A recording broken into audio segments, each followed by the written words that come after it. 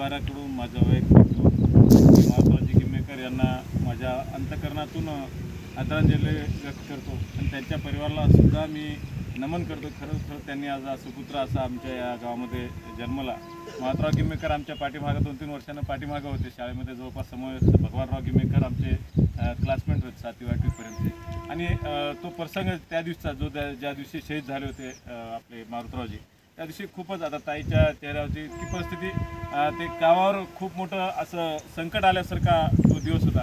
पण शेवटी माणूस हा देशासाठी लढत असतो, परिवारासाठी लढत असतो। परिवारासाठी छोटं पण देशासाठी लढणे हे आपल्या हुतात्मा पत्करण्यासारखं आहे आणि ते हुतात्मे आपल्या महात्मा किम्मेकर यांनी पत्करलेलं आहे आणि त्यांच्या निमित्तानं आपल्या गावाचं नाव रोशन झालं। कारण का शेवटी या कारगिल दिनाच्या निमित्तानं कोणी आपल्या गावाला ओळखलं नसतं। आज प्रशासन हो, ग्रामपंचायत असो अथवा शालेय व्यवस्थापन समिती असतो अथवा आपली शाळा असो, हे जे आपण त्या निमित्तानं महात्मा किम्मेकरची आठवण स्मरण करतो, ते त्याला कारणच ते आहे की हुतात्मे। नाहीतर आपण काय जीवन असं येतं, जीवन तसं निघून जातं, त्याचं कोणी स्मरण करत नाही, त्याला कोणी नाव घेत नाही। आला तसा जन्म वाया गेला आपण पहिलं म्हणत असतो। तर हे जीवन एक समाजाच्या सत्कारणी, आपल्या देशाच्या सत्कारणी लागलं, ते त्यांचं भाग्य होतं आणि आपण त्यांना कुठेही विस्मृतीमध्ये न जाऊ देता आज ग्रामपंचायत तुम्ही म्हणण्यापेक्षा ही ग्रामपंचायत जसं या ग्रामपंचायताच मानस होता किंवा चांगलं स्मारक एक चांगली त्यांची स्मृतिस्तंभ उभा राहावा आणि त्यांची स्मृती ही 26 जुलैलाच न होता एक कायम सालभर हो की आयुष्यभर जो गावचं जिथपर्यंत आपल्या गावचं नाव राहील तोपर्यंत महात्मा किम्मेकरचं नाव हे कायम स्मरणामध्ये राहावं,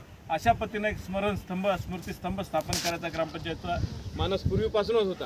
त्याला कारण आणि त्याला चांगली बाजू एखादी यावं लागते। आता त्या प्रयत्नातूनच ग्रामपंचायतनं वेळोवेळी डॉक्टर बाबासाहेब आंबेडकर भवनासाठी 5 लाख पूर्वीला मंजूर होते, ते रद्द करून आपण त्याला 15 लाख वाढून घेतलं। त्याच्यामध्ये संजीव मोरे असतील, आनंद गोरे असतील, उत्तमरावजी मोरे असतील, यांनी फाट पाठपुरावा केला। आमचे बोईनवाड असतील, काही करा पण आपलं मंगल कार्यालय समाजमंदिर डॉक्टर बाबासाहेब आंबेडकर भवनी मोठं झालं पाहिजे। आणि ते मोठं होत असताना त्यासोबतच आपल्याला त्यांच्या शेजारी, त्या आंबेडकर भवनाच्या शेजारी आपला स्मृतिस्तंभ स्थापन करून आपल्याला कायम त्यांचं स्मरण करता यावं, याच्यासाठी हे ग्रामपंचायतचा प्रयत्न चालला। याच्यामध्ये दिरंगाई हाय काय तो कुठे एक चांगला दिवस यावा आणि चांगलं त्याला निमित्त मिळावं, ही त्याच्या पाठीमागची स्वच्छ भूमिका होती। आणि पुढे स्मरण हे कधी चुकणारच नाही। ते आपल्या गावच्या इतिहासामध्ये, गावचा इतिहास जोपर्यंत असेल, गाव जोपर्यंत असेल, महात्माजी किम्मेकरचं विस्मरण कधी होणार नाही आणि आमच्या अंतःकरणामधून कधी होऊ देणार नाही। आता येणाऱ्या काळामध्ये संजीव कुमार मोरेंनी जसं मी म्हटलं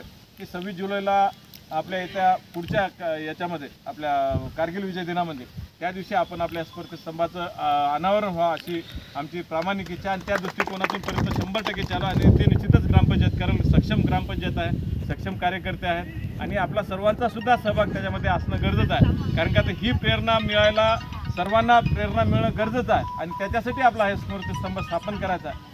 एवढंच बोलून मी माझे 2 शब्द लांबलेले थांबवतो। पुन्हा एकदा मी महात्माजी किम्मेकर यांच्या स्मृतीमध्ये माझं आदरांजली व्यक्त करतो।